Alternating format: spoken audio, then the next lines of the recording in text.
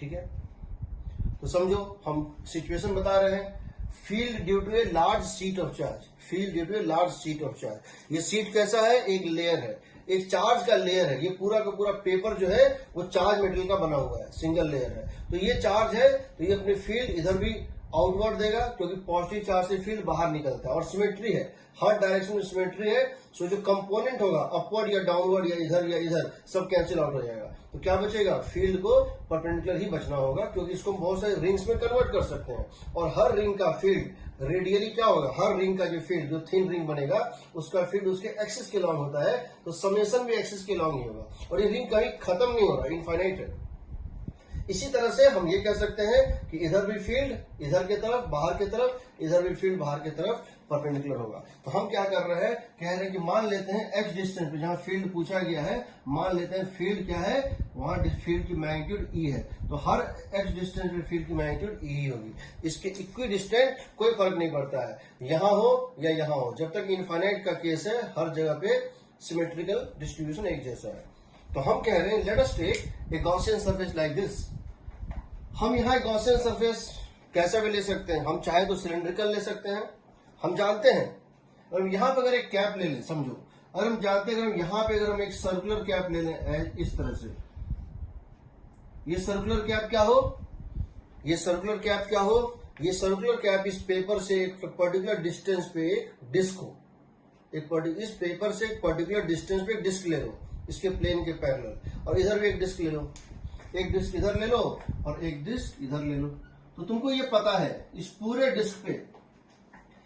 Disc पे field की magnitude constant है, और फील्ड वेक्टर और ई वेक्टर और ए वेक्टर यहाँ कितना बना रहा है? 0 डिग्री। यहाँ डीए वेक्टर ऐसे बनेगा और फील्ड वेक्टर ऐसे बनेगा, एंगल दोनों में होगा 0 डिग्री। सिमिलरली यहाँ पे बताओ फील्ड राइटवर्ड और एरिया वेक्टर भी normal outward, field rightward, area vector भी आउटवर्ड, तो यहाँ भी 0 डिग्री होगा। बचा बाकी, इसको तो क्लोज बनाना है। तो क्लोज बनाना है तो क्या करो? बाकी को कर्ड पार्ट से बंद कर दो, और बाकी को क्या करो? एक कर्ड पार्ट से बंद कर दो। तो तुम्हारे पास क्या होगा बताओ? तुम इसके सामने, इस पेपर के सामने एक डिस्क लोगे, यहाँ पे एक डिस्क यहाँ लोगे पीछे, और उन दोनों को क्या करोगे? ऐसे बंद कर दोगे एक कर्ड सरफेस से। अब यहाँ पर क्या होगा देखो, हम लिख सकते हैं on this Gaussian surface, on this cylindrical Gaussian surface, on this cylindrical Gaussian surface, हम अगर लगा दें क्या अपना गॉस लॉ, हम लिखेंगे flux through close cylinder, flux through close cylinder is equal to कितना होगा? Q inside by epsilon naught. बस क्लोज सिलेंडर को, इस क्लोज सिलेंडर को हम क्या कर रहे हैं? इसको हम 3 ओपन पार्ट में ब्रेक कर रहे हैं, left cap, right cap and curved cap. तो हम यहां क्या करेंगे बताओ? हम इसको लिखेंगे phi left cap plus phi right cap,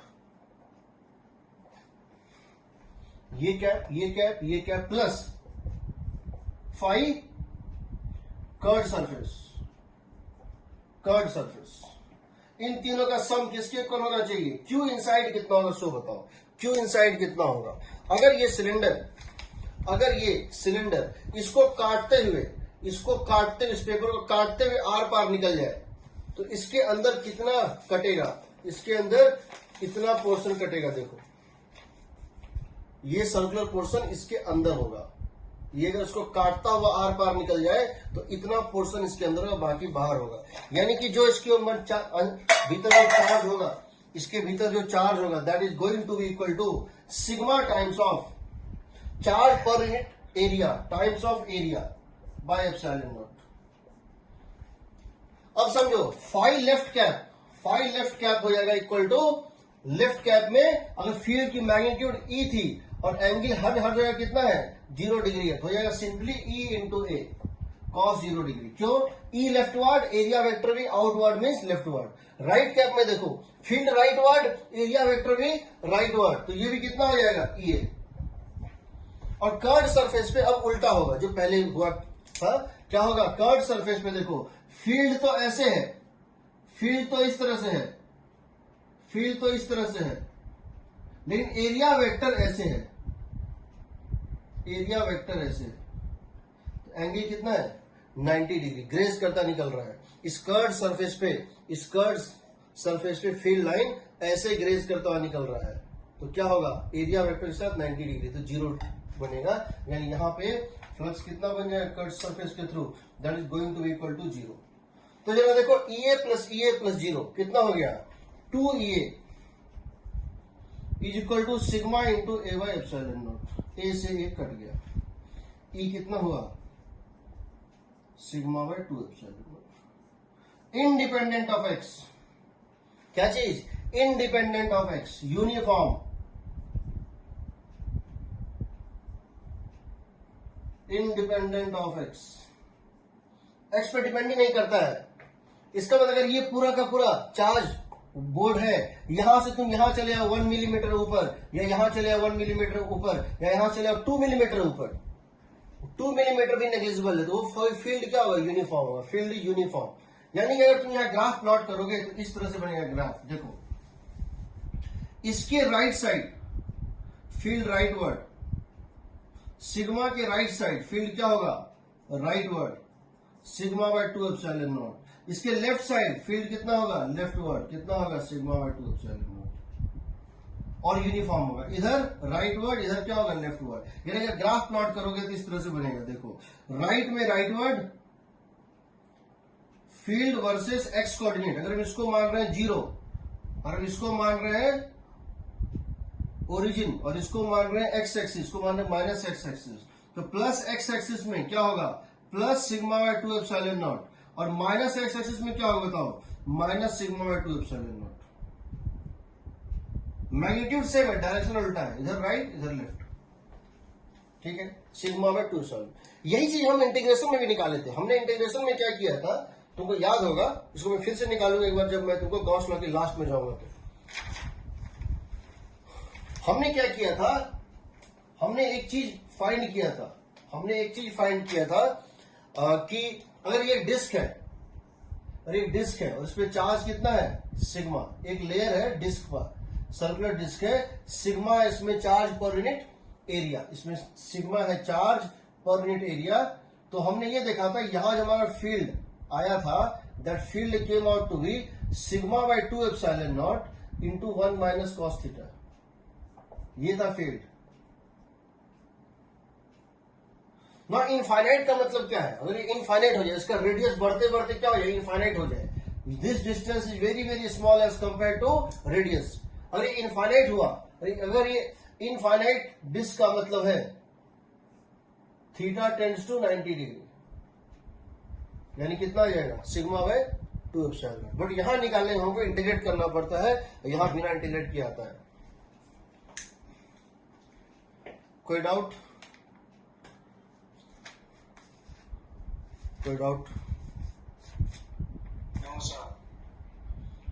अब समझो इस बात को, if you have understood it you have entered, if you have understood this you have entered capacitor, तुमने कैपेसिटर में एंट्री कर लिया है। यहीं से कैपेसिटर का एंट्री होता है, बताता हूं कैसे, देखो। अब समझो सिग्मा बाय 2 एप्सिलॉन नॉट याद रखना, सिग्मा बाय 2 एप्सिलॉन नॉट तुमको याद रखना है। इसका मतलब ये हुआ, अगर मैं मल्टी लेयर की बात करूं, अगर मैं कभी मल्टी लेयर की बात करूं तो क्या करेंगे, हर एक का फील्ड निकाल के जोड़ते जाएंगे, समझो। इसका मतलब ये हुआ कि अगर ये मेरे पास एक लेयर है, मेरे पास ये एक पेपर है सिग्मा का, एक दूसरा पेपर है सिग्मा का, एक लेयर ये एक लेयर, 2 पेपर्स हैं मेरे पास, 2 पेपर हैं, और मैंने दोनों पेपर्स को क्या किया है पैरेलली इस तरह से प्लेस कर दिया है। एक पेपर पे चार्ज है सिग्मा, दूसरे पे है सिग्मा, और मैंने दोनों पेपर्स को पैरेलली प्लेस कर दिया है। मैं फील्ड जानना चाहता हूं इनके बीच में, दोनों के लेफ्ट में और दोनों के राइट में, मैं फील्ड जानना चाहता हूं इनके लेफ्ट। तो समझो हम यहां फील्ड जानना चाहते हैं, यहां और यहां, रीजन 1 रीजन 2 रीजन 3। तो हम क्या करते हैं, एक एरो को हम कहते हैं, इस एरो की मैग्नीट्यूड इक्वल टू क्या है सिग्मा बाय 2 एप्सिलॉन नॉट। एक एरो का magnitude sigma by 2 epsilon not है। ये बताओ, ये पहला चार्ज है, इसके कारण क्या होगा, लेफ्ट में लेफ्टवर्ड, राइट में राइटवर्ड, क्योंकि पॉजिटिव चार्ज है, पॉजिटिव चार्ज से फील्ड बाहर निकलता है, पॉजिटिव चार्ज से फील्ड बाहर निकलता है, यानी लेफ्ट में लेफ्टवर्ड और राइट में राइटवर्ड होता है। तो इसके कारण यहां फील्ड होगा लेफ्ट, क्योंकि ये पॉइंट इसके लेफ्ट में है और ये दोनों पॉइंट इसके राइट में है। समझो, इसके कारण इस पॉइंट पे फील्ड लेफ्ट और यहां राइट, इसके कारण इसके लेफ्ट में लेफ्ट, राइट में राइट, इसके कारण लेफ्ट में लेफ्ट, ये और ये पॉइंट इसके लेफ्ट में है और ये पॉइंट इसके राइट में है। अब इनका वेक्टर सम ले लो, ये दोनों कैंसिल हो जाएंगे, इनके बीच में फील्ड कितनी आएगी, 0। यहां कितना आएगा बताओ, sigma by 2 epsilon not first का, सिग्मा बाय 2 सेकंड का, कितना हो जाएगा, सिग्मा बाय एप्सिलॉन नॉट। यहां पे कितना होगा, sigma by 2 epsilon not plus sigma by 2 epsilon, कितना हो जाएगा, सिग्मा बाय एप्सिलॉन नॉट। यानी कि इसके बीच में फील्ड आएगा 0, इसके लेफ्ट में फील्ड होगा leftward, sigma bye epsilon not, इसके राइट में फील्ड होगा rightward, sigma bye epsilon not. ये अगर ऐसे होता, ये अगर ऐसे होता, कैसे समझो, ये अगर इस तरह से होता कि ये होता प्लस सिग्मा, ये होता माइनस सिग्मा, यहां पॉजिटिव चार्ज, यहां नेगेटिव चार्ज। अब क्या होता देखो, इन मैग्नीट्यूड, इसके कारण इस पॉइंट पे लेफ्ट में लेफ्टवर्ड, राइट में राइटवर्ड, क्यों, क्योंकि पॉजिटिव चार्ज है, पॉजिटिव चार्ज से फील्ड लाइन बाहर निकलते हैं, तो लेफ्ट में लेफ्टवर्ड, राइट में राइटवर्ड। ये पॉइंट प्लस चार्ज के लिए राइटवर्ड पॉइंट है और ये पॉइंट लेफ्टवर्ड पॉइंट है। नेगेटिव चार्ज के कारण लेफ्ट में राइटवर्ड, राइट में लेफ्टवर्ड, इसमें फील्ड लाइन दोनों तरफ से आके इस प्लेट पे एंड होता है, इस लेयर पे एंड होता है। तो इसके लिए लेफ्ट में राइटवर्ड, देखो लेफ्ट में राइटवर्ड और राइट में लेफ्टवर्ड, और हर एरो का मैग्नीट्यूड जो है किसके इक्वल है, सिग्मा बाय 2 एप्सिलॉन नॉट के। ये और ये कट जाएगा, कैंसिल, ये कैंसिल होगा, कितना हो जाएगा, 0। यहां फील्ड होगा 0, ये फील्ड क्या होगा, ये और ये कैंसिल, यहां फील्ड क्या होगा, 0। बट यहां sigma by epsilon 2 epsilon not right, क्योंकि इसके राइट में था, और इसके यही पॉइंट इसके लेफ्ट में था, यहां भी राइट, तो ये दोनों मिलके क्या हो जाएगा, ये हो जाएगा बताओ, sigma bye epsilon naught, sigma by 2 epsilon not plus sigma by 2 epsilon naught, sigma bye epsilon not. यही कैपेसिटर होता है। कैपेसिटर के अंदर चार्ज बंद होता है, फील्ड बंद होता है, बाहर फील्ड 0 होता है। इसको बोलते हैं पॉजिटिव प्लेट ऑफ कैपेसिटर, इसको बोलते हैं नेगेटिव प्लेट ऑफ कैपेसिटर। जब कंडक्टर पे आएंगे तो और बताएंगे, ठीक है। अब समझो, मान लो और जानना चाहते हैं field on A plate of charge, field on A plate of charge. Plate क्या होता है समझो, सीट और प्लेट में फर्क क्या होता है। सीट का मतलब हुआ एक लेयर और प्लेट का मतलब हुआ 2 लेयर। सीट का मतलब हुआ एक लेयर और प्लेट का मतलब हुआ 2 लेयर, ठीक है। सीट का मतलब हुआ एक लेयर और प्लेट का मतलब हुआ 2 लेयर। समझो, यहां तक किसको डाउट?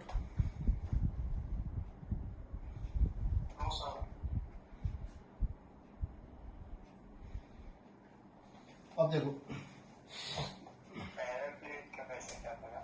हाँ स्फेरिकल पे जाएंगे। देखो बेसिकली जो हम कैपेसिटर पढ़ते हैं, जो हमको पढ़ाया जाता है वो कैपेसिटर है नहीं। जो हमको कैपेसिटर जनरली पढ़ाया जाता है वो कैपेसिटर है नहीं।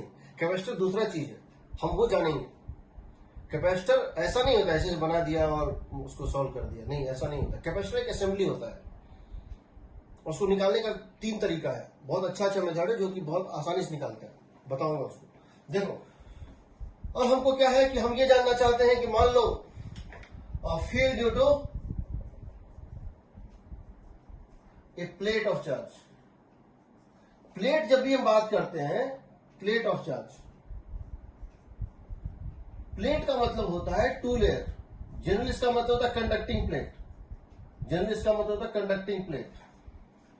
ये जनरली 2 लेयर होता है, इसमें जनरली 2 लेयर होता है, ठीक है। इसमें 2 लेयर होते हैं और दोनों लेयर जो है मिलकर फील्ड बनाते हैं। तो बेसिकली होता क्या है कि जब आप किसी कंडक्टर को लेंगे, ये मान लो कंडक्टर है, ये मान लो कि क्या है, एक इसकी थिकनेस बहुत कम है, हम खाली दिखा रहे हैं इसको।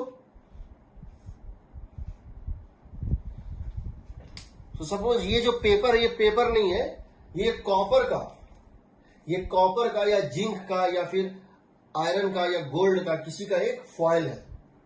एक आयरन ले लो या इसका एक थिन सा वेफर है, ये एक टीन का सीट है, एक जैसे सीट होता है, एक मेटलिक सीट है। इसके ऊपर तुम जब भी चार्ज डालोगे कहीं से लाके, ये चार्ज इक्वली डिवाइड हो जाएगा, आधा इधर आएगा इस साइड, आधा आएगा इस साइड, हमेशा। क्यों होगा? कि उसको फील्ड अंदर में जीरो करना होता है। तो ये बहुत लॉन्ग है, हम इसको मतलब ये थिकनेस नेग्लिजिबल है, समझो। हम खाली बड़ा करके दिखा रहे हैं, ये थिकनेस बेसिकली जो है, थिकनेस जो है वो नेग्लिजिबल है। अब इसके ऊपर जब तुम चार्ज डालोगे तो आधा चार्ज इधर आएगा, आधा चार्ज इधर आएगा, अपने आप ऑटोमेटिक है। तुम ऐसा कर ही नहीं सकते हो इसमें कि चार्ज डाल दो और एक ही साइड चार्ज आ जाए, क्योंकि अगर एक साइड चार्ज आ गया तो यहां फील्ड क्या हो जाएगा? Non zero. हमको यहाँ फील्ड क्या करना चाहिए? हम बता चुके हैं, फिर से बताएंगे। कंडक्टर के अंदर फील्ड हमेशा जीरो होना होता है। कंडक्टर एक बहुत स्पेशल चीज होता है जो अपने अंदर फील्ड को हमेशा जीरो कर लेता है, क्योंकि उसके पास इनफाइनाइट इलेक्ट्रॉन्स होते हैं। वो इलेक्ट्रॉन्स को मूव करा देता है और जहां जहां जिस इलेक्ट्रॉन को इस तरह से अरेंजमेंट करता है कि हर पॉइंट पे एक्सटर्नल फील्ड को वो नलीफाई करते हैं, उसके अंदर फील्ड नहीं हो सकता है। तो अगर ये सिग्मा है और ये भी सिग्मा है, लेकिन अगर तुमने उसके ऊपर चार्ज क्यू डाला था, अगर तुमने उसके ऊपर चार्ज क्यू डाला था, ये क्यू बाई टू बाई ए होगा और ये Q by two by area होगा। इसका फेस का, अगर इस फेस का एरिया है ए, समझो, अगर इस फेस का एरिया ए है या इस फेस का एरिया ए है, तो जितना चार्ज इसके ऊपर डिवाइडेड बाय एरिया, वो हो जाएगा सिग्मा। अब यहां अगर तुम फील्ड निकालोगे तो क्या होगा? देखो, यहां तो हमें फिर से सबसे अच्छा मेथड है, हालांकि इसका दो मेथड, हम फिर से गॉसियन सरफेस लगा सकते हैं, नहीं तो हमेशा हम क्या करते हैं कि सिंगल लेयर का फील्ड निकाल के जोड़ते हैं। तो हम क्या करेंगे बताओ? इसका फील्ड यहाँ पे, इसके कारण यहां फील्ड कितना होगा बताओ? Sigma by two epsilon not. यहां कितना होगा बताओ? Sigma by two epsilon not. और यहां कितना होगा बताओ? Sigma by two epsilon not. इस चार्ज के कारण लेफ्ट में लेफ्ट और ये दोनों राइट है तो राइट में राइट। इसके कारण, राइट लेयर के कारण लेफ्ट में लेफ्ट, ये दोनों पॉइंट राइट वर्ड लेयर के लिए लेफ्ट पॉइंट, इस लेयर के लिए ये और ये दोनों लेफ्ट का पॉइंट है और ये राइट का पॉइंट है। तो बताओ क्या बचेगा?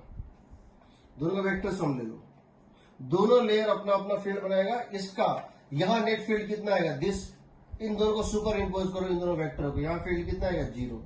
आना भी चाहिए, आना भी चाहिए, क्योंकि ये कंडक्टर है। कंडक्टर में हमेशा ऐसा बनेगा। इंसुलेटर में तुम अपने अकॉर्डिंग बना भी सकते हो। इंसुलेटर में तुम दोनों चीज कर सकते हो, एक लेयर पे डाल दो। इंसुलेटर में तुम ये कर सकते हो कि कॉइन ले लो, अगर इंसुलेटिंग कॉइन है, उसके एक साइड चार्ज बिछा दो तो एक साइड ही रहेगा, दोनों साइड बिछा दो तो दोनों, जैसे बिछाओगे वैसे रहेगा। लेकिन कंडक्टर में तुम कुछ भी कर लो, वो ऑटोमेटिकली दोनों साइड होगा और इक्वल होगा। तो यहां पे तुम्हारा फील्ड आएगा, वो आएगा जीरो अंदर में। यहां कितना आएगा बताओ? Sigma by two epsilon not plus sigma by two epsilon, कितना हो गया? Sigma bye epsilon not. यहां कितना आएगा बताओ? Sigma by two epsilon plus sigma by two epsilon, कितना हो जाएगा? Sigma bye epsilon not. ये फील्ड जीरो, इधर सिग्मा बाय एप्सिलॉन नॉट, इधर सिग्मा बाय एप्सिलॉन नॉट। यानी अगर प्लेट ऑफ चार्ज है, यानी दो लेयर है, और प्लेट ऑफ चार्ज का दो लेयर है, एक लेयर इधर है एक लेयर इधर है, तो यहां पे दोनों का फील्ड जुड़ेगा तो सिग्मा बाय एप्सिलॉन नॉट हो जाएगा। पहले कितना था? एक लेयर में sigma by two epsilon not था, यहां कितना है? सिग्मा बाय एप्सिलॉन नॉट इधर और सिग्मा बाय एप्सिलॉन नॉट इधर। Sigma by two epsilon not एक लेयर के लिए और दो लेयर के लिए sigma bye epsilon not and sigma bye epsilon not, उसका डबल। ठीक है सर? हाँ सर इसमें भी हमने इनफाइनाइट ही लिया हुआ है ना? हाँ हाँ, हमेशा इनफाइनाइट। इनफाइनाइट नहीं होगा तो हम कर ही नहीं पाएंगे, हम निकाल ही नहीं पाएंगे। ये एक्चुअली ये डायग्राम टू द स्केल नहीं है, ये डायग्राम टू द स्केल है। डायग्राम बनना चाहिए एक्चुअली इस तरह से, और बुक्स में भी नहीं होता है। डायग्राम बनना चाहिए इस तरह से, हालांकि ये भी गलत है।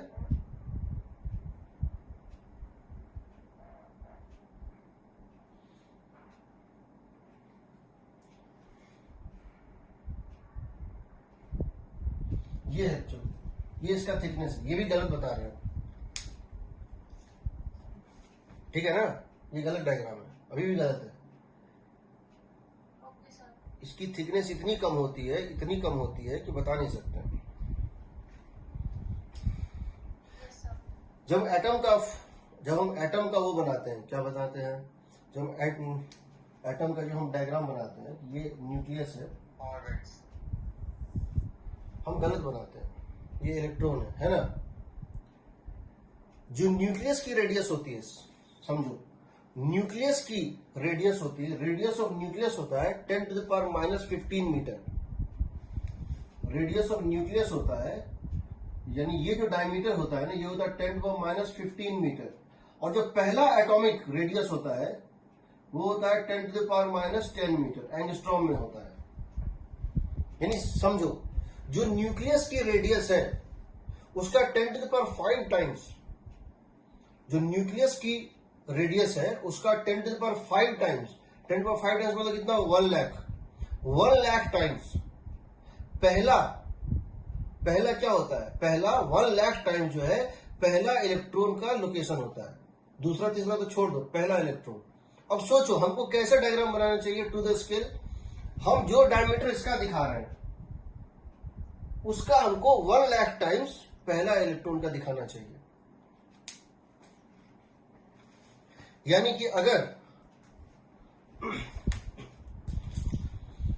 ये मेरा न्यूक्लियस है और ये मेरा न्यूक्लियस है, तो लगभग मैं मान के चलता हूं इसकी डायमीटर, इसकी जो रेडियस है, मैं मान के चलता हूं इसकी जो रेडियस है वो 2 सेंटीमीटर है। तो 2 सेंटीमीटर का 1 लाख टाइम्स, 2 सेंटीमीटर का 1 लाख टाइम्स कितना हो गया, 2 किलोमीटर ना। 2 सेंटीमीटर का 1 लाख टाइम्स 2 किलोमीटर।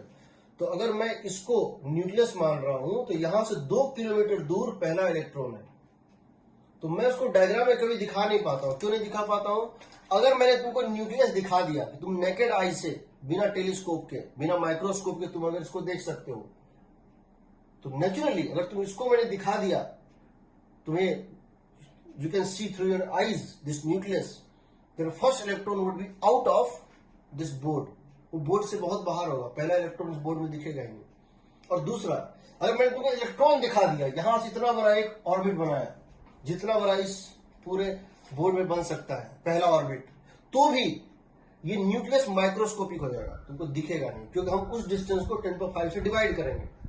तो वो डायग्राम कभी टू द स्केल बनता ही नहीं है, इसलिए फीलिंग नहीं आता है क्या हो रहा है। उसी तरह से यहां भी है। तो जब भी आपको क्वेश्चन लिखा होगा, आप ये मान के चलिएगा नहीं भी लिखा है, क्योंकि अगर ऐसा नहीं होगा तुम कुछ कर ही नहीं सकते हो सिवाय बैठ के देखने के। You cannot do anything, you cannot do anything, क्योंकि तब तुम्हारे हाथ से वो सिमेट्री का चीज निकल जाएगा और तुम्हारे पास कोई रास्ता नहीं बचेगा सिवाय इंटीग्रेट करने की, या गॉस लॉ तुम लगा ही नहीं पाओगे। गॉस लॉ जब भी लगा रहे हैं और फील्ड निकाल रहे हैं, हम मान के चलते हैं कि सिमेट्रिकल केसेस है। ठीक है, तो डायग्राम्स काफी मिसलीडिंग रहते हैं और कभी कभी लगता है कि क्यों इस तरह से बना दिया गया है। हम बताते हैं कई बार कि ट्रायंगल ये है, बहुत बार आएगा ऐसा फिजिक्स में, बोलेगा these two are parallel, these two are parallel. ये लाइन, ये मान लो ए है, ये बी है, A B is parallel to BP. समझ में नहीं आता है, साफ साफ दिख रहा है ट्रायंगल है, बोल रहा है पैरेलल है। क्यों नहीं दिख रहा है? ये है 1 millimetre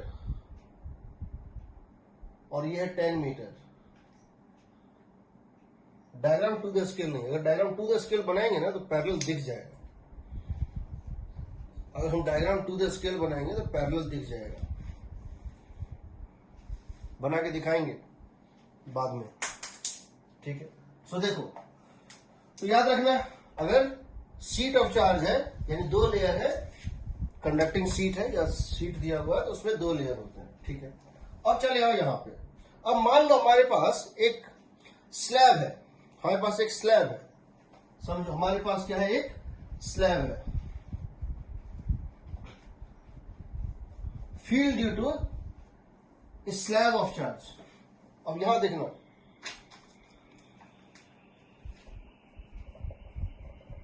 field due to a large slab of charge.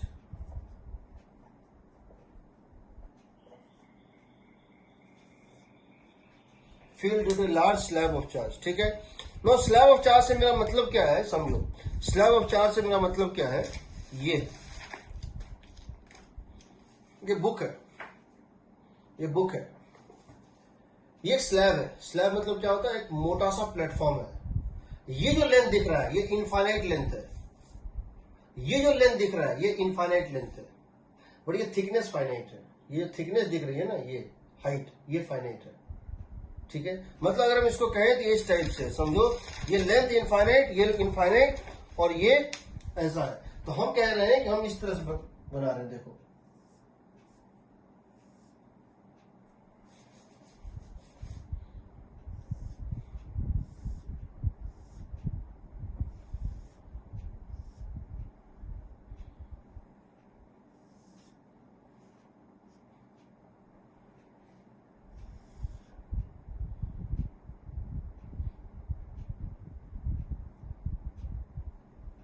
इस तरह से।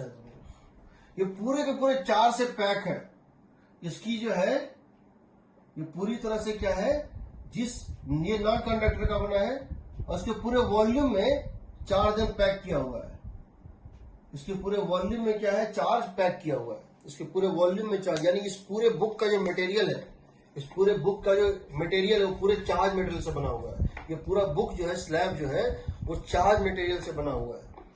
ठीक है, तो अब हमको ये बताना है कि इसमें फील्ड कैसे वेरी करे। इसमें क्या दिया बताओ, ये लेंथ इनफाइनाइट है, ये लेंथ इनफाइनाइट है, और ये जो थिकनेस देख रहे हो ना वो फाइनाइट है। वो कितना है, डी है। ये थिकनेस कितना है, डी है। डी इज द थिकनेस, इसकी थिकनेस जो वो डी है। ठीक है, तो हमको ये बताना है, हमको ये बताना है कि बताओ कि ये क्या होगा, इसमें फील्ड का वेरिएशन कैसे होगा सेंट्रल प्लेन से। सेंट्रल प्लेन क्या होता है समझो, सेंट्रल प्लेन क्या होता है, ये इसका एक प्लेन है समझो। ये एक ऐसा प्लेन है जो उसको बीचों बीच कट कर रहा है, इन d/2 ऊपर और d/2 नीचे में इसको कन्वर्ट कर रहा है समझो। ये एक ऐसा प्लेन है जो इसको d/2 ऊपर और d/2 नीचे में कन्वर्ट कर रहा है समझो। ये इसको बीचों बीच कट कर रहा है। जैसे इस बुक को हम क्या कर सकते हैं, हम इस बुक के अंदर एक पेज इस तरह से घुसा सकते हैं, ऐसे करके, जो इसको बीचों बीच कट करता हुआ निकल रहा है। ये पेज है, अपर हाफ, ये लोअर हाफ, d/2 का थिकनेस का ऊपर, d/2 थिकनेस का नीचे। ठीक है, अब ये जो पेज गया अंदर, जो इसका सेंट्रल प्लेन है, जो इसका सेंट्रल प्लेन है, इस प्लेन में इस सेंटर से हम फील्ड का वेरिएशन निकालना चाह रहे हैं। हम इसको इस सेंटर से फील्ड का वेरिएशन निकालना चाह रहे हैं, मतलब हम ये कहना चाह रहे हैं ये जो उसको बीचों बीच कट किया है उसका जो मिड पॉइंट है, उसका जो कोई सेंट्रल पॉइंट है, कौन सा पॉइंट बताओ, उसका जो कोई सेंट्रल पॉइंट है, मान लो यहां पर, इस पॉइंट से, यानी कि समझो अगर इस बुक में 100 पेजेस हैं, इस बुक में 100 पेजेस हैं, हम 50 पेज पे गए, 50 पेज अप 50 पेज डाउन, ये हो गया हमारा बीच। इसको खोल देते हैं, भीतर जाके देखते हैं। अब इस 50 पेज का जो 50th पेज है उसके सेंटर से हम अब ऊपर या नीचे जा रहे हैं, उसके सेंटर से हम या तो ऊपर जा रहे हैं या नीचे जा रहे हैं, और हम जानना चाहते हैं variation of field with distance. तो हम क्या चाह रहे हैं, हम चाह रहे हैं कि ये जो इसका ज्योमेट्रिकल सेंटर है ओ का मतलब क्या है, इस सेंट्रल प्लेन में इनफाइनाइट, इस पॉइंट ओ से हम ऊपर या नीचे जा रहे हैं और निकालना चाहते हैं फील्ड कितना होगा। हम इसको समझने के लिए क्या करते हैं, इसको हम साइड व्यू में इस टाइप से बनाते हैं, इसको हम साइड व्यू में इस टाइप से बनाते हैं। इस टाइप से हम इसको साइड व्यू में इस टाइप से बनाते हैं। हम कहते हैं, मान लेते हैं हम इसको साइड व्यू में इस टाइप से बनाते हैं। देखो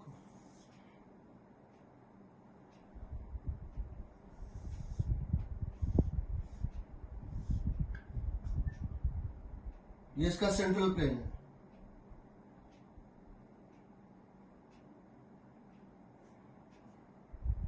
ये इसका सेंट्रल प्लेन है, इसको बीचों बीच कट कर रहा था। ठीक है, तो सेंट्रल प्लेन इसका मतलब है क्या है, इसका मतलब ये है कि ये जो है इसकी डेंसिटी कितनी थी, रो। हम कह रहे हैं इसकी डेंसिटी, इसकी थिकनेस थी डी, इसकी थिकनेस थी डी, और इसकी डेंसिटी, चार्ज डेंसिटी है, चार्ज पर यूनिट वॉल्यूम कितनी है, चार्ज पर यूनिट वॉल्यूम कितनी है, रो। ठीक है, इसकी चार्ज डेंसिटी जो है 4 पॉइंट वॉल्यूम कितनी है, रो है, ठीक है। और ये इसका सेंट्रल प्लेन है, ये इसका क्या है, सेंट्रल प्लेन है, हम इसको बोलते हैं सेंट्रल प्लेन। तो ये इसका क्या है, सेंट्रल प्लेन है, समझो।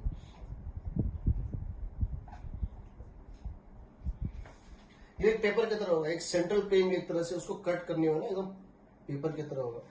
हम यहां से किसी हाइट y पे या किसी हाइट x पे हम फील्ड निकालना चाहते हैं, x मान लो या y मान लो, x मान लो, हम यहां फील्ड निकालना चाहते हैं। So we are taking distance from central plane, हम सेंट्रल प्लेन से ऊपर जा रहे हैं या नीचे जा रहे हैं और हम फील्ड निकालना चाहते हैं। अब समझो इस बात को कि जो सेंट्रल प्लेन है, जो सेंट्रल प्लेन है, यहां 2 पॉइंट होंगे। एक वो पॉइंट जब तक आपकी ये x हाइट d/2 से कम है, वो कौन सा पॉइंट होगा, इनसाइड पॉइंट होगा। जब तक तुम्हारा सेंट्रल प्लेन से हाइट x d/2 से कम होगा, वो इनसाइड पॉइंट होगा। और जैसे तुम इसको d/2 से ज्यादा कर दोगे, क्या हो जाएगा, आउटसाइड पॉइंट। तो पहले हम इनसाइड पॉइंट निकालना चाहते हैं, तो हम निकालना चाहते हैं field at a distance x from central plane. So पहला, x is less than d/2। If x is less than d/2, अगर x की वैल्यू d/2 से कम है, अगर x की वैल्यू d/2 से कम है तो क्या होगी। मान लेते हैं कि जब x की वैल्यू d/2 से कम थी, तो मान लेते हैं फील्ड E थी, मान लेते हैं यहां पे फील्ड E है, तो क्या उतने ही डिस्टेंस नीचे फील्ड E ही होगा, क्या उतने ही डिस्टेंस नीचे भी फील्ड E ही होगा, होना चाहिए। क्योंकि हम इस बुक को इस तरह रखें या इस तरह रखें, कोई फर्क नहीं पड़ रहा है, चार्ज के डिस्ट्रीब्यूशन कोई फर्क नहीं पड़ रहा है। ऊपर था, जो पॉइंट ऊपर था x और एक पॉइंट नीचे था, जिसको उलट देंगे वो इंटरचेंज हो जाएगा, x की जगह y, y की जगह, चार्ज डिस्ट्रीब्यूशन वही रहेगा। इसका मतलब फील्ड यही होना चाहिए। दूसरी बात, ये जो क्या चीज, वीडियो अटक रहा है क्या, पता नहीं। अब देखो, ये जो बुक है, ये बहुत सारे पेजेस से बना हुआ है, समझो। ये बुक बहुत सारे पेजेस से बना हुआ है, और हर पेज एक सीट ऑफ चार्ज है, हर पेज एक लेयर ऑफ चार्ज है। इसमें अगर 100 पेजेस हैं, यानी इसमें 100 सीट, 100 लेयर ऑफ चार्ज लगे हुए हैं।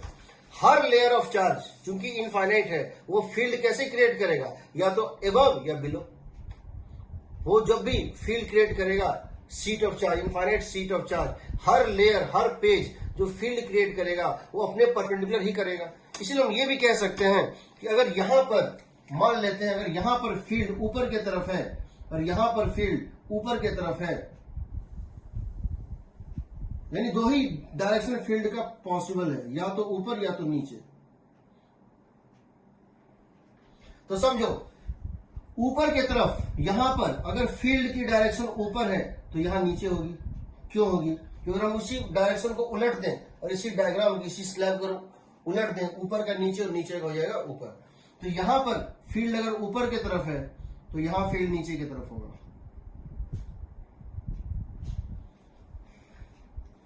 क्यों होगा ये भी समझ सकते हैं। देखो, अगर हम इसकी बात करें, तो हम बताएंगे उसका। मान इसमें 100 पेज है और हर पेज, इसमें 100 पेज है, 100 पेजेस है, हर पेज एक किस्म का लेयर ऑफ चार्ज है। अगर तुम 50th पेज पे जाओगे, समझोगे तो 50th पेज पे जाओगे, 50 और 51 के बीच में जो पॉइंट है, उसके ऊपर 50 पेज, उसका ऊपर का 50 पेज नीचे फील्ड क्रिएट करेगा, नीचे का 50 पेज ऊपर के, दोनों कैंसिल आउट हो जाएगा। अगर हम ऊपर से मान लो 40 पेज पे जा रहे हैं, पेज नंबर 40 पे, 1 2 3 4 5 6 40 पे जा रहे हैं, तो ऊपर में 40 पेज है, नीचे 60 पेज है, तो क्या होगा, ऊपर का 40 और नीचे का 40 एक दूसरे को कैंसिल कर देगा, बट यहां का 20 बच जाएगा। यानी समझो, सेंट्रल प्लेन के ऊपर फील्ड ऊपर होगा और सेंट्रल प्लेन के नीचे फील्ड नीचे होगा। क्यों होगा, सेंट्रल प्लेन के जब तुम ऊपर जाओगे, यहां पे सेंट्रल प्लेन था लाइन ऑफ सिमेट्री, जितना पेज ऊपर उतना पेज नीचे, ऊपर के पेज का फील्ड नीचे, नीचे का पेज का फील्ड ऊपर, कैंसिल आउट। लेकिन अगर तुम इसके ऊपर गए किसी पॉइंट पे, अब ऊपर में चार्ज कम है, नीचे चार्ज ज्यादा है, तो नेट फील्ड अपवर्ड होगा। अगर तुम इसके नीचे गए इस सेंट्रल प्लेन से नीचे गए किसी पॉइंट पे, उस पॉइंट के नीचे नंबर ऑफ पेजेस कम है, उस पॉइंट के ऊपर नंबर ऑफ पेजेस ज्यादा है, तो नेट फील्ड डाउनवर्ड होगा। तो हम ये कह सकते हैं सेंट्रल प्लेन के ऊपर फील्ड अपवर्ड होगा, नीचे फील्ड डाउनवर्ड होगा। अब निकालते हैं इसकी वैल्यू कितनी होगी। हम क्या करते हैं, फिर से वैसे ही कर रहे हैं। हमको पता है कि फील्ड जो है वो परपेंडिकुलर टू क्या होगा, स्लैब होगा, स्लैब के प्लेन के परपेंडिकुलर होगा। एक पर्टिकुलर डिस्टेंस एक्स पर ऊपर या नीचे फील्ड मान लेते हैं ई है, तो हमारी ये क्या बन गई, सिलिंड्रिकल गॉसियन सरफेस। ये हमारी बन गई सिलिंड्रिकल गॉसियन सरफेस। अब क्या करेंगे हम इस पॉइंट के लिए, हम लिखेंगे flux through close cylinder, flux through close cylinder is what, Q inside by epsilon not, इस सिलिंड्रिकल गॉसियन सरफेस से। अब बताओ इसको क्या लिख देंगे, flux through top cap, flux through bottom cap plus flux through curved surface.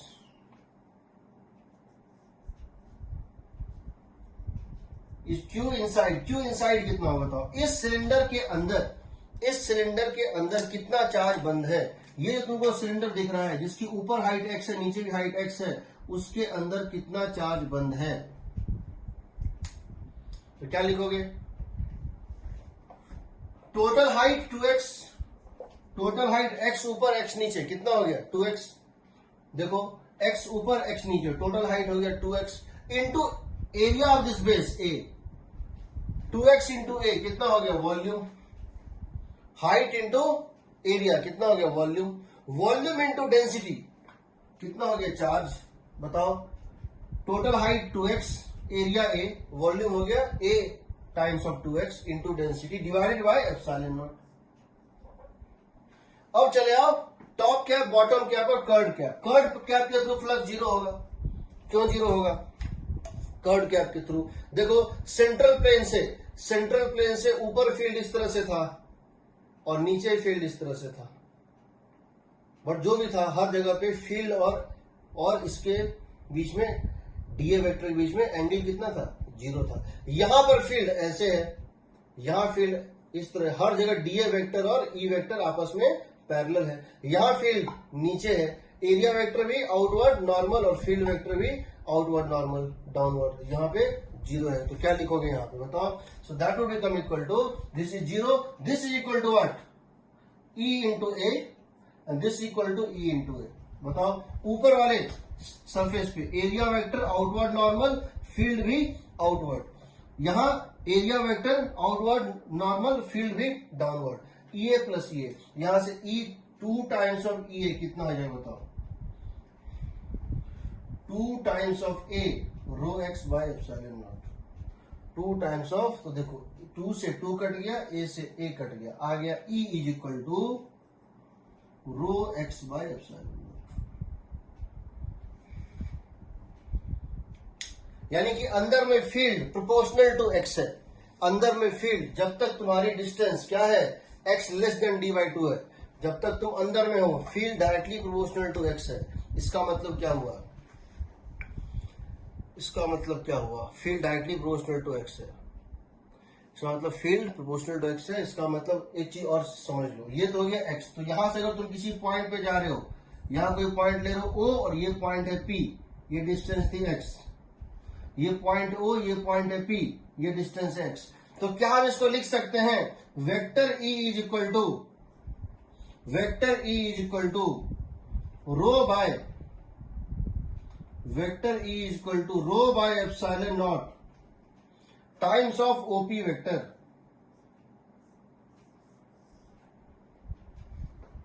Row by epsilon naught times of OP vector लिख सकते हैं, क्योंकि इसकी मैग्नीट्यूड तो ओपी के प्रोपोर्शनल है और डायरेक्शन क्या है इसके डायरेक्शन में, ओपी वेक्टर की ही डायरेक्शन। अगेन बिकॉज ये फोर्स प्रोपोर्शनल टू एक्स है, बिकॉज ये फील्ड प्रोपोर्शनल टू एक्स है, ये जहां ओपी वेक्टर है, 3 क्वेश्चन जरूर बनेंगे।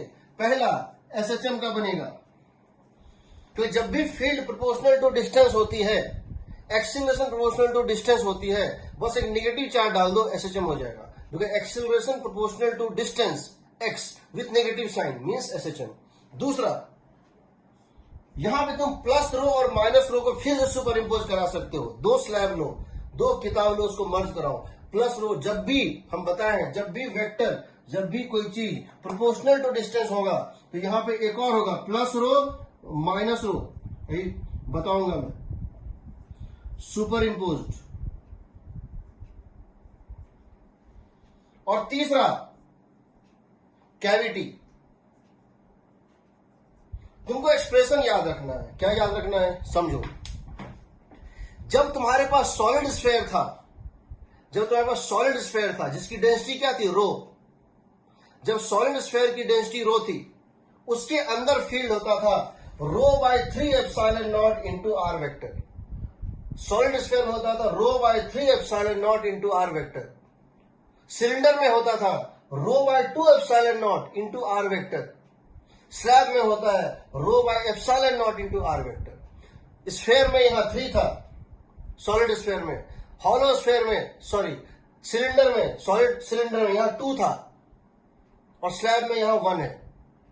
तीनों में यहां आर वेक्टर होता है। फर्क होता है सिर्फ ये कि स्फेयर के केस में ये आर वेक्टर होता था 3 डायमेंशनल वेक्टर। स्फेयर के केस में x I cap plus Y J cap plus Z के कैप। सिलेंडर के केस में अगर जेड डायरेक्शन में सिलेंडर है, सॉलिड सिलेंडर है, तो ये होता था x I cap plus Y J cap. और इस केस में अगर ये वाई जेड प्लेन में है, अगर ये वाई जेड प्लेन में है कि पैरेलल है ये स्लैब, ये सेंट्रल प्लेन अगर वाई जेड प्लेन में है, यहां सिर्फ आएगा X I cap. Magnitude wise समझ लो, rho by 3 epsilon naught sphere में, सॉलिड स्फेयर में, क्योंकि 3 डायमेंशन है। Rho by 2 epsilon naught solid cylinder में, और rho by epsilon naught slab में। तीनों में यहां आर वेक्टर है। बस आर वेक्टर का एक फर्क होता है, क्या?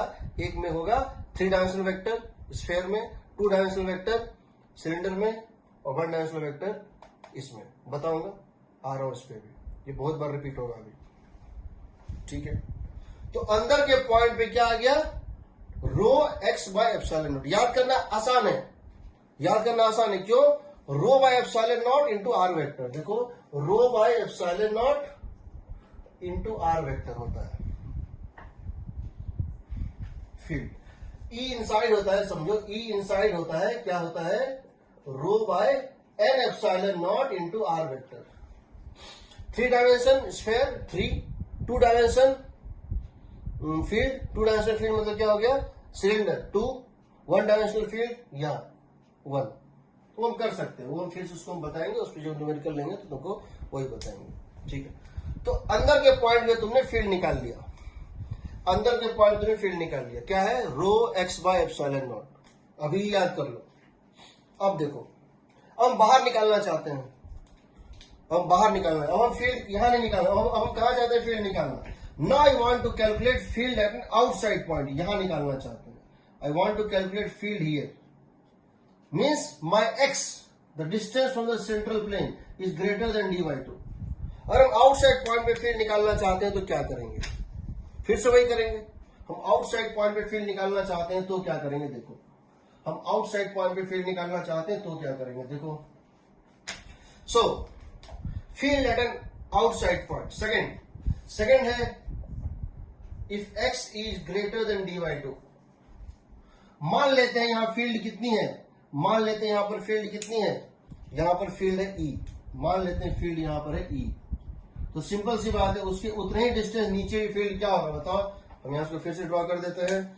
हम ये कह रहे हैं कि मान लेते हैं ना, इस लाइन का मतलब इसका एंड नहीं, ये एंड इनफाइनाइट तक है, समझो। हमको एक्चुअली इसको ऐसे ड्रॉ ही नहीं करना चाहिए, ये कहीं एंड नहीं हो रहा है। हमको यहां निकालना है फील्ड, हमको यहां निकालना है फील्ड बाहर में, at distance x greater than D by 2। तो उतने डिस्टेंस नीचे चले जाओ। अब क्या करो? मान लो यहां फील्ड ई है, यहां ऐसे करके गॉसियन सरफेस बना लो। हम कह रहे हैं मान लेते हैं फील्ड यहां ई है, यहां फील्ड क्या होगा? ई होगा। यहां फील्ड ई, तो यहां फील्ड क्या होगा, ई होगा। दूसरा, फील्ड का एक ही डायरेक्शन पॉसिबल है, ये ग्रेज करता निकलेगा, पॉजिटिव चार्ज से फील्ड बाहर निकलता है। तो अगर हम इस गॉसियन सरफेस की बात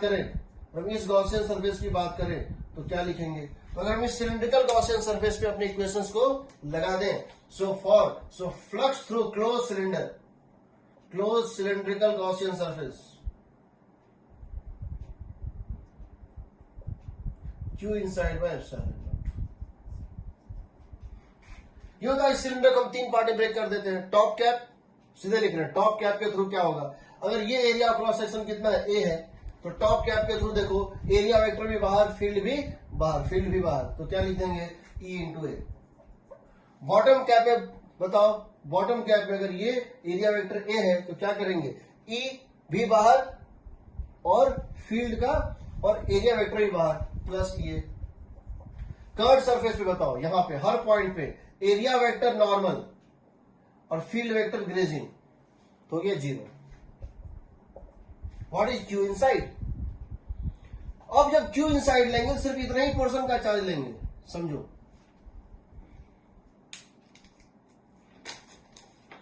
जब तक मेरे सिलेंडर का हाइट इसकी टोटल थिकनेस से कम थी, तब तक तो उस पूरे सिलेंडर के अंदर चार्ज था।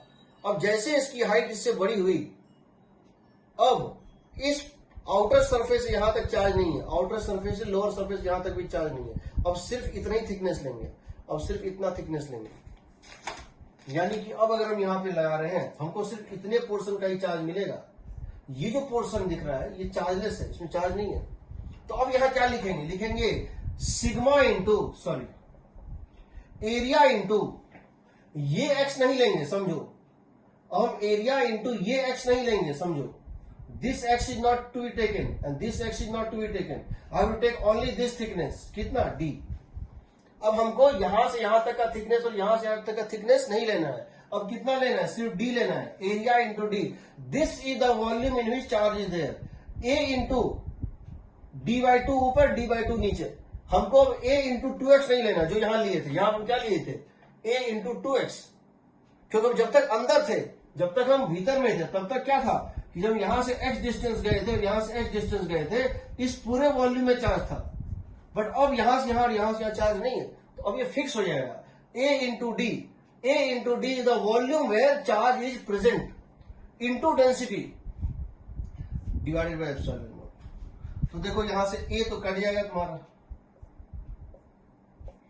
यहां 2 ही हो रहा है, तो E कितना हो जाएगा बताओ, rho d/2 epsilon naught. That is a constant independent of x।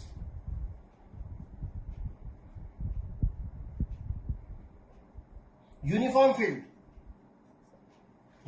आ रहा है, ऊपर की तरफ, नीचे की तरफ, और यूनिफॉर्म फील्ड है। अंदर में फील्ड, सो यहां अगर तुम सेंट्रल प्लेन से डिस्टेंस लोगे और तुम सेंट्रल प्लेन से ऊपर जाओगे, और तब अगर इसका तुम फील्ड प्लॉट करना चाहते हो, इस तरह से मिलेगा, देखो दिख रहा है ना, field versus distance from central plane, field versus distance from central plane.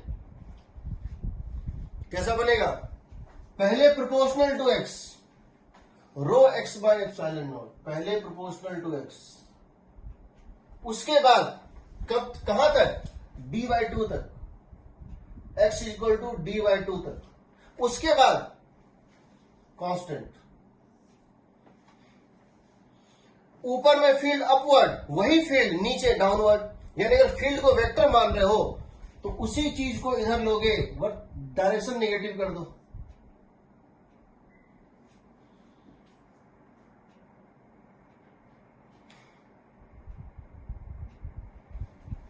अब बताओ, मैं तुम्हारी ये ग्राफ दे दूं, और मैं तुम्हें ये ग्राफ दे दूं, और मैं तुम्हें ये एंगल दे दूं थीटा, तो क्या तुम इसकी वॉल्यूम चार्ज डेंसिटी निकाल सकते हो?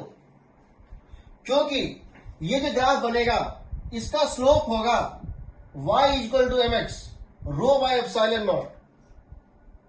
इसका ग्राफ क्या होगा, रो बाय एप्सिलॉन नॉट। यानी कि जो tan थीटा है वो किसके इक्वल है, रो बाय एप्सिलॉन नॉट। इसलिए रो किसके इक्वल होगा, रो किसके इक्वल होगा, rho is equal to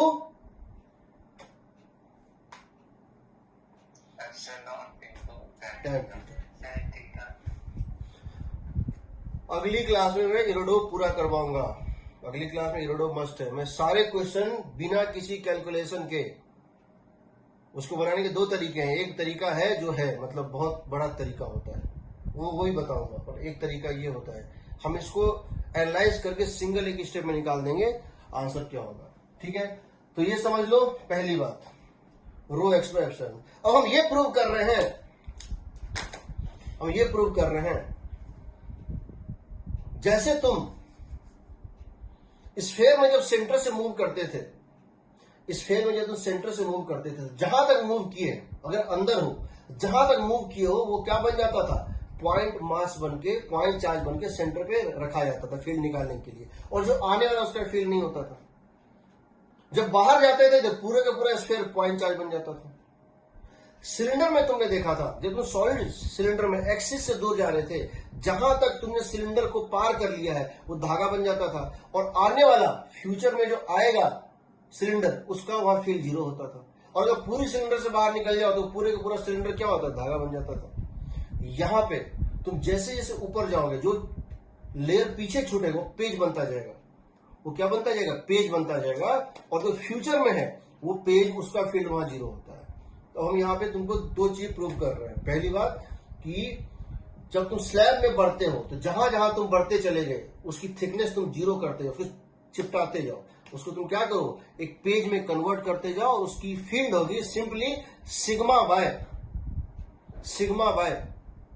2 epsilon not. कैसे, देखो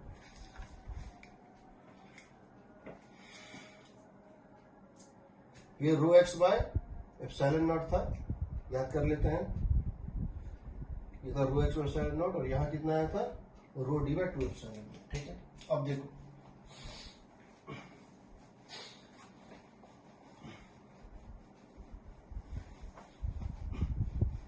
पहले हम तुमको ये बता दें, पहले तुमको एक सेकंड में ये बता दें, क्योंकि आईटी ने ये क्वेश्चन अभी तक पूछा नहीं है। देखो पहले तुमको बता दे, ई इनसाइड जो था तुम्हारा, ई इनसाइड जो था दैट वाज इक्वल टू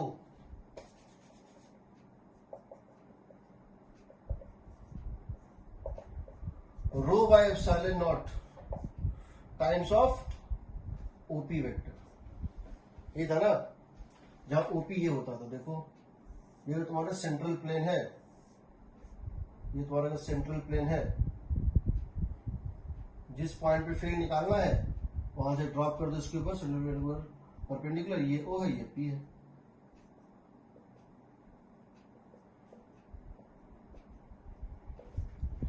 ठीक है, अब देखो पहला चीज एसएचएम कैसे करेगा, क्या करो, इसमें एक होल ड्रिल करो, इसमें क्या करो, एक इसमें होल ऐसे करके एक टनल ड्रिल कर दो, इसमें एक टनल ऐसे करके ड्रिल कर दो, समझे हो, मतलब ये बुक लो, ये बुक लो, एक ड्रिलिंग मशीन लाओ, और इसमें एक होल, इसमें एक बहुत पतला सा होल इसमें ड्रिल कर दो, उसके अंदर एक नेगेटिव चार्ज को छोड़ दो, वो एसएचएम करने लगेगा। क्यों करेगा, क्योंकि जैसे तुम यहां पर एक चार्ज को रखो, समझो यहां जो फील्ड था, इस पॉइंट पे फील्ड है जीरो, और इस पॉइंट पे, पॉइंट पी पे जो एक्स डिस्टेंस पे है, वहां फील्ड कितना है, वहां फील्ड है rho by epsilon naught into x.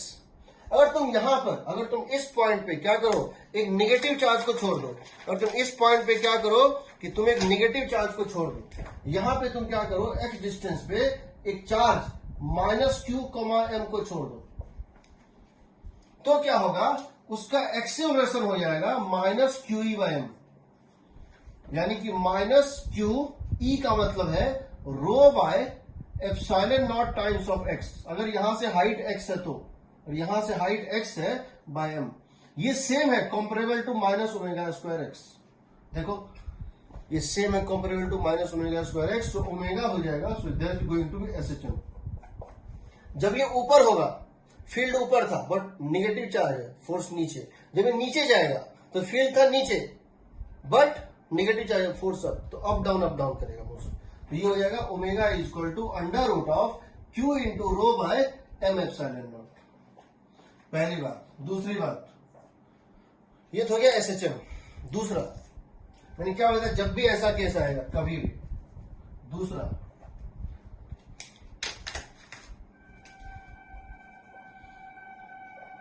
Cavity ले लो। क्या करते हैं हम, इसके अंदर इतना पोर्शन काट के निकाल लेते हैं। हम इसके अंदर क्या करते हैं, तो थोड़ा सा इसी डायग्राम में सब बना देते हैं।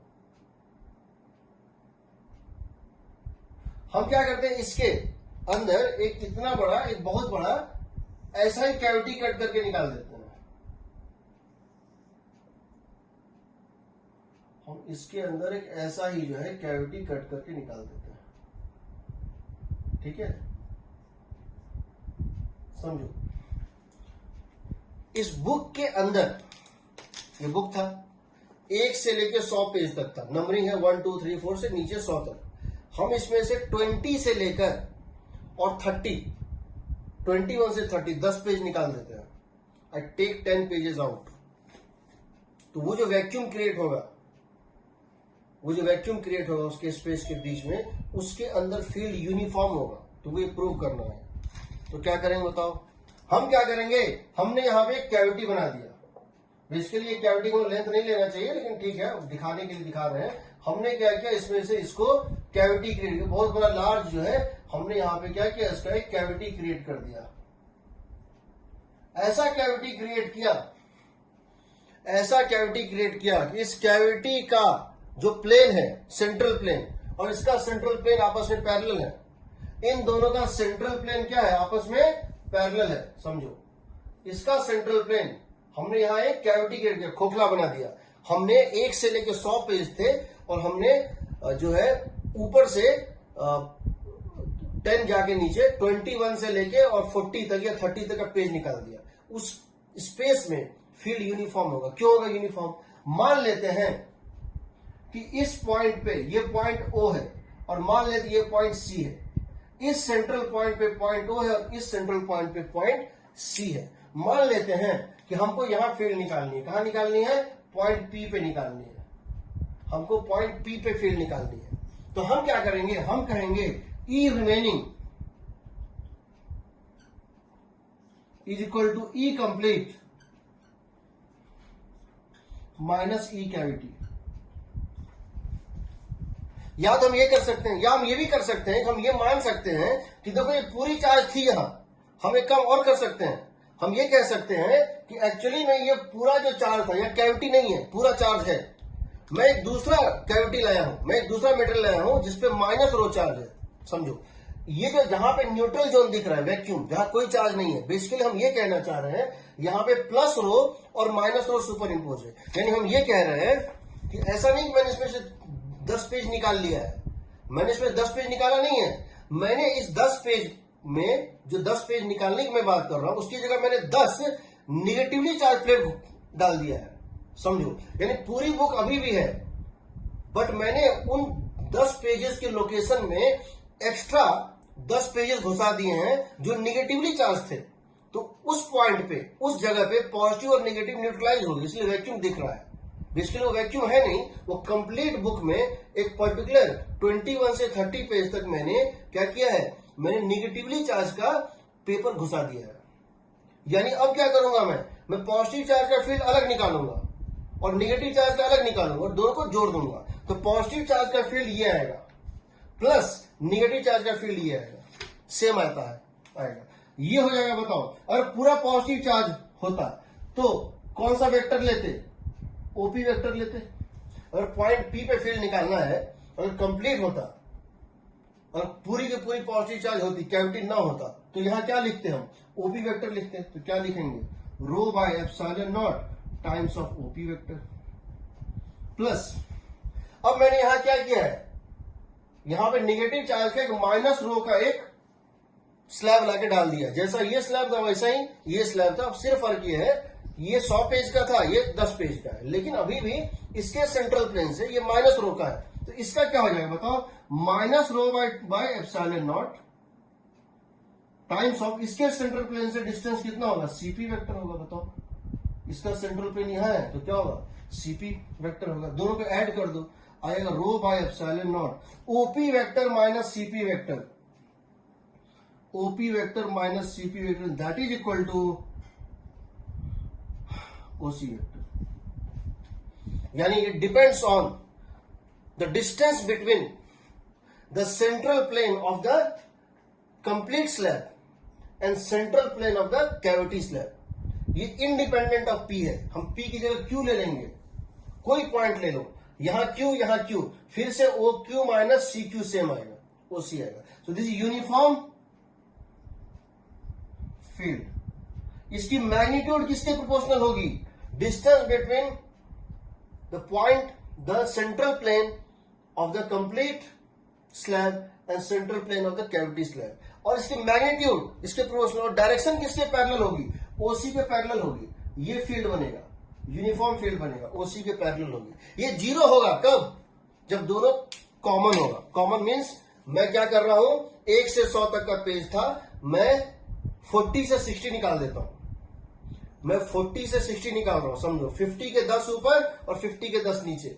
यानी अभी भी सेंट्रल प्लेन के बाद सिमेट्री है, जैसा ऊपर 10 पेज गायब है नीचे भी 10 पेज गायब है, तो उसके अंदर फील्ड जीरो होगा। क्यों जीरो होगा, क्योंकि अगर ये कैविटी और ये दोनों का प्लेन कोइंसाइड कर जाएगा, और कैविटी का और बड़े वाले का प्लेन कोइंसाइड कर जाएगा, यानी कि उस केस में ओसी वेक्टर जीरो हो जाएगा, ओ और सी कोइंसाइड करेगा तो फील्ड जीरो होगा, नहीं तो जीरो नहीं होगा।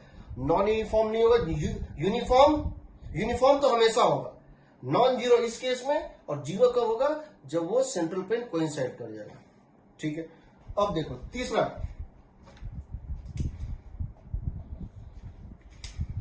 जब भी फील्ड ऐसा आता है, हमेशा ऐसा होता है, तुम 3 बार देख चुके हो। एक बार ये फील्ड आया था प्रोपोर्शनल इनसाइड सॉलिड स्फीयर, एक बार आया था इनसाइड सिलेंडर, और एक बार आया इनसाइड स्लैब।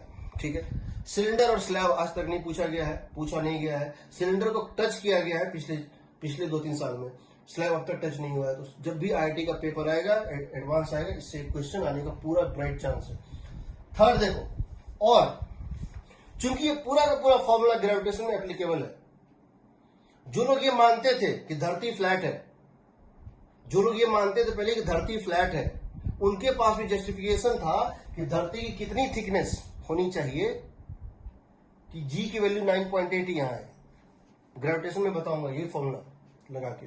ये फॉर्मूला है फ्लैट धरती पे acceleration due to gravity. Field का मतलब क्या है, acceleration due to gravity, gravitation के केस में। अगर ये धरती फ्लैट हो तो भी यहाँ पे जी की वैल्यू तुम निकाल सकते हो 9.8। अगर इसकी थिकनेस 2r/3 हो जाए, 2r/3 मीन्स अभी जो रेडियस ऑफ अर्थ है उसकी 2/3 2/3 टाइम्स कर दूंगा, यहाँ पे जी की वही वैल्यू आएगी। तो जो लोग पहले ये मानते थे कि धरती फ्लैट है लाइक ए डिस्क, उनके पास भी इसका प्रूफ था, उनके पास भी इसका प्रूफ था कि धरती फ्लैट है और उसकी डेंसिटी वही है जो दिख रही है, डेंसिटी जो दिख रही है, बट थिकनेस इसकी इतनी है, इसीलिए यहाँ जी इतना दिख रहा है। वही तो बताऊंगा जब ग्रेविटेशन में जाएंगे तब। फॉर्मूला हमको सबसे चाहिए, फॉर्मूला सबको याद होना चाहिए। थर्ड क्या करो, एक बुक ये लो, एक बुक ये लो, 2 बुक है ये, और ये 2 बुक है। ठीक है, एक प्लस रो का बना, एक माइनस रो का बना है, दोनों को नजदीक लाओ नजदीक लाओ नजदीक लाओ, और लास्टली क्या करो, दोनों को पेनिट्रेट करो। पेनिट्रेट करने मतलब क्या है कि इसके 10 पेज, इसके नीचे के 10 पेज या 20 पेज, और इसके ऊपर के 20 पेज, इसके नीचे के 10 पेज, इसके ऊपर के 10 पेज एक दूसरे के अंदर ऐसे करके घुस जाएंगे। ये हुआ पेनिट्रेट करने का मतलब, ये हुआ पेनिट्रेट करने का मतलब, समझो। ऊपर वाला और नीचे वाला एक दूसरे में पेनिट्रेट कर जाएगा। तो जहां ये पेनिट्रेट करेगा, अगर प्लस रो और यहाँ प्लस रो है, यहाँ माइनस रो है, जहां पेनिट्रेट करेगा वो न्यूट्रल हो जाएगा, और उसमें फील्ड यूनिफॉर्म आएगी, जैसे हमने स्फीयर में किया था, सिलेंडर में किया था। देखो कैसे। तो हम ये कह रहे हैं superposition of plus rho and minus रो,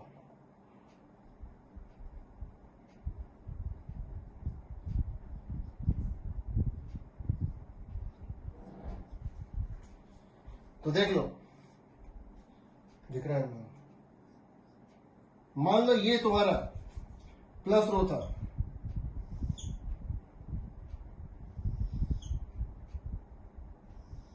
और ये तुम्हारा माइनस रो था। माइनस रो को हम रेड से दिखाते हैं।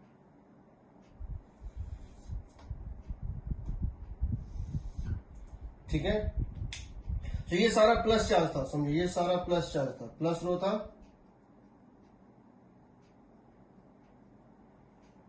और ये जो सारा ये माइनस रो था।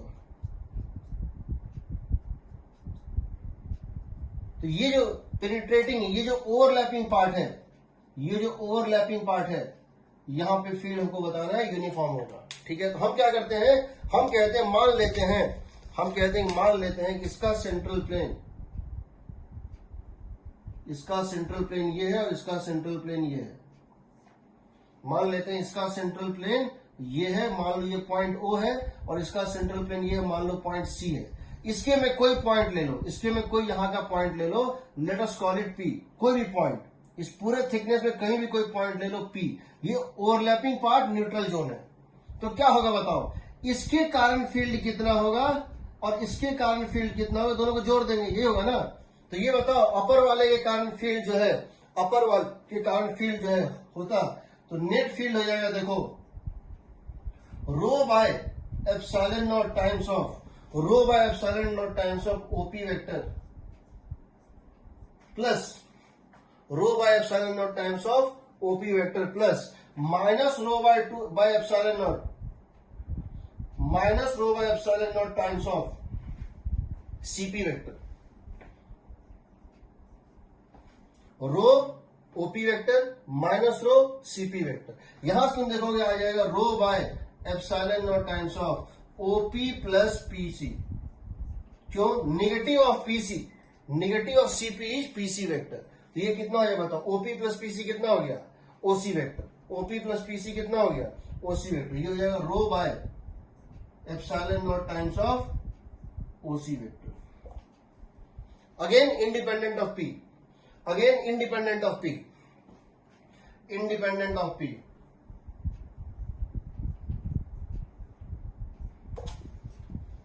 ठीक है, ये पी के इंडिपेंडेंट, हर पॉइंट पे फील्ड क्या आएगा, यूनिफॉर्म आएगा। चलो, हमने ये नहीं बताया तुमको कि ये पेपर में कैसे कन्वर्ट होता है, ये पेपर में कैसे कन्वर्ट होता है। ठीक है,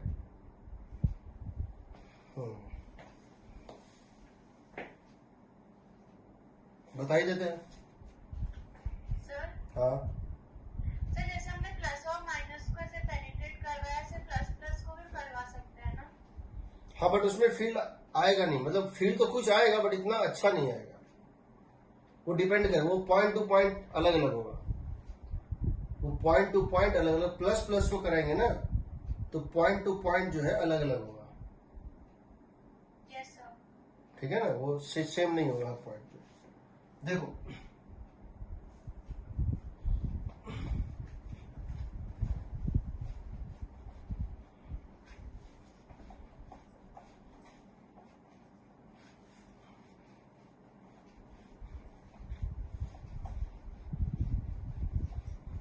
अब देखो,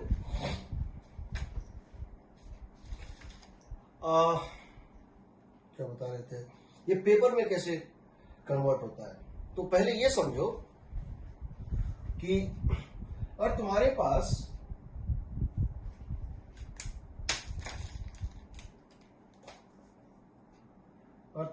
ये एक स्लैब है,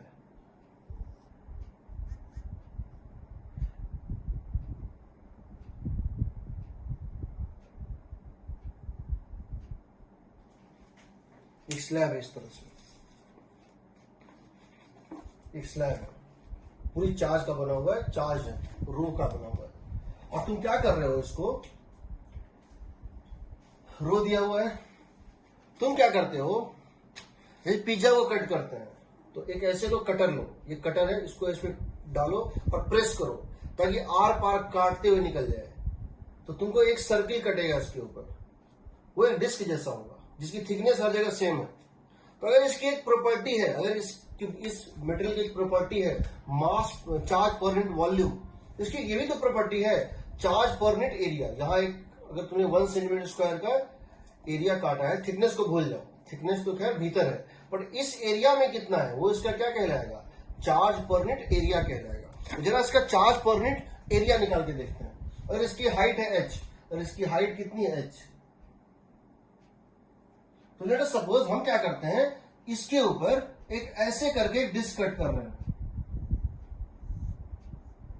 हम इसको कट कर लेते हैं, हम इसको कट करके निकाल लेते हैं। जैसे जिसको पूरी बनाना नहीं आता है वो क्या करता है, कैसे भी करके बेल लेता है और फिर उसको कटोरे से कट करके छान देता है, तो लगता है कि पूरी अच्छे से बेला गया है। पूरी जब कोई बनाता है किचन में तो वो क्या करता है, उसको बेल लेता है और उसको कटोरा डाल के काट देता है, तो कुछ वैसा ही कट कर दिए। तो ये देखो, ये जो एरिया होगा ये कट करके निकल गया, इसकी एरिया है ए। हम इसको डिफाइन कर रहे हैं क्या, हम इसको पेज में कन्वर्ट करना चाहते हैं। सिग्मा, सिग्मा क्या होता है बताओ, चार्ज पर यूनिट एरिया। अब ये बताओ इस पे टोटल चार्ज है कितना, area into height, volume into density, area into height, बताओ area cross section into height, इसकी होगी वॉल्यूम, वॉल्यूम इंटू डेंसिटी कितना हो गया, charge, charge by area A कितना हो गया, h rho. So h into rho, समझो thickness into density, thickness into density, इसकी थिकनेस इंटू इसकी वॉल्यूम डेंसिटी, वो कहलाएगी इसकी एरियल डेंसिटी। ठीक है, अब समझो इस बात को। जब हमने अंदर का पॉइंट लिया था तो क्या किया था, जब हमने अंदर का पॉइंट लिया था तो क्या किया था, देखो हमने कहा कि हम यहां तक पहुंचे हैं, अभी कहां तक, x डिस्टेंस तक पहुंचे, इधर भी कहां तक पहुंचे थे, x डिस्टेंस तक पहुंचे। यानी अभी हमारा ये पूरा सिस्टम दो पार्ट में डिवाइडेड है। कौन सा पार्ट, एक जिस पार्ट को हम पार कर चुके हैं, एक हम जिस पार्ट को पार कर चुके हैं, और एक जो पार्ट अभी फ्यूचर में आएगा। समझो ये जो पार्ट है, जब हम यहां पर थे तो ये फ्यूचर पार्ट है, ये क्या है, फ्यूचर चार्ज है, और ये क्या है, पास्ट चार्ज है। समझो जरा हम इस पास्ट चार्ज को पेपर बनाते हैं, हम इस पास्ट चार्ज का सिग्मा क्या लिखेंगे बताओ, क्या लिखेंगे, 2x इंटू रो, क्योंकि इसकी थिकनेस क्या है, 2x इंटू रो। तो अगर हम इसको पेपर बना दें, अगर हम इसको, अगर हम क्या करें, हम इसको एक नया डायग्राम बनाए इस तरह से, जिसमें हम क्या करें कि बाहर के चार्ज को, इसको रिमूव कर दें, हम इस फ्यूचर चार्ज को रिमूव कर दें। सो इसको और इसको रिमूव कर दें, जो फ्यूचर में चार्ज है उसको रिमूव कर दें, और जो पास्ट में चार्ज है उसको क्या बना दें, पेपर बना दें। और हम इसको क्या बना दें, इसको हम क्या बना दें, पेपर बना दें। समझो, इसको चिपटा दें, उसी चार्ज को हम कंप्रेस करके उसको एक लेयर में कन्वर्ट कर दें, पेपर में। तो हमारा क्या बनेगा बताओ, हमारा आ जाएगा इस तरह से, ये बन जाएगा क्या, ये पूरा पूरा चिपट के क्या हो जाएगा, सिग्मा, जिसका वैल्यू कितना होगा, 2x इंटू रो, और इसकी हाइट यहां से कितनी है, x है। तो ये होता है यहां फील्ड कितना आ जाएगा, simply field is equal to what, क्या होता था, सिग्मा बाय, एक लेयर के कारण फील्ड क्या होता था, sigma by 2 epsilon naught. Sigma कितना है, 2x रो, तो कितना हो गया, 2x rho by 2 epsilon naught, आ गया rho x by epsilon naught. अब सोचो तुम बाहर चले गए, तुम अगर बाहर चले गए, यहां पर हो, तब क्या होगा, तब क्या होगा, यहां के लिए बताओ, यहां के लिए क्या करोगे, ई को क्या लिखोगे, सिग्मा बाय 2 एप्सिलॉन नॉट। फिर से जैसे तुम बाहर निकल गए, इसको पूरे को चिपटा दो, पूरे को चिपटा के क्या बना दोगे, पेपर बना दोगे। तो उस केस में फील्ड क्या लिखोगे, सीधे sigma by 2 epsilon naught. Sigma क्या लिखोगे, सिग्मा क्या लिखोगे, ये टोटल कितना था, डी था ना, तो आउटसाइड पॉइंट के लिए सिग्मा क्या लिखोगे बताओ, डी इंटू रो, यही था ना फॉर्मूला, यही था ना फॉर्मूला।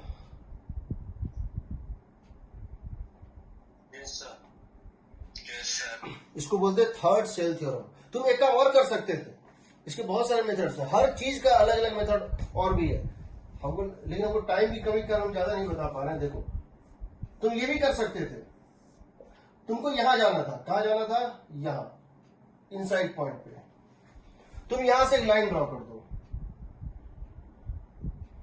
ये x डिस्टेंस है। ये बताओ इसके नीचे का एक पोर्शन है और इसके ऊपर का एक पोर्शन है।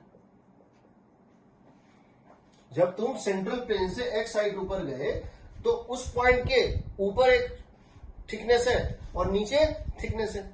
ऊपर का थिकनेस होगा d/2 माइनस एक्स और नीचे का थिकनेस होगा d/2 प्लस एक्स, होगा ना। ऊपर का थिकनेस होगा d/2 माइनस एक्स, नीचे होगा d/2 प्लस एक्स। ऊपर वाले को पेपर बनाओ, नीचे वाले को भी पेपर बना दो। ऊपर वाले को पेपर बनाओ तो उसका रो कितना होगा, ऊपर वाले को पेपर बना दो तो ऊपर वाला एक पेपर बनेगा जिसका सिग्मा होगा d/2 माइनस एक्स इंटू रो। ये इसका सिग्मा होगा, करेक्ट। ऊपर वाला थिकनेस था d/2 माइनस एक्स। देखो जब भी थिकनेस h होता है सिग्मा और उसका h रो होता है। नीचे वाले को क्या करोगे, बना दो, ये कितना आएगा sigma d/2 plus x into रो। ऊपर वाले का d/2 माइनस एक्स इंटू रो, नीचे वाले का d/2 प्लस एक्स जो थिकनेस है। अब यहां फील्ड निकालना है। इसके कारण फील्ड होगा sigma by this sigma by 2 epsilon not. इसके कारण होगा, बताओ इसके कारण फील्ड क्या होगा, ऊपर की तरफ, और इसके कारण फील्ड क्या होगा, नीचे की तरफ। तो नेट फील्ड क्या आएगा बताओ, इसके कारण क्या आएगा, d/2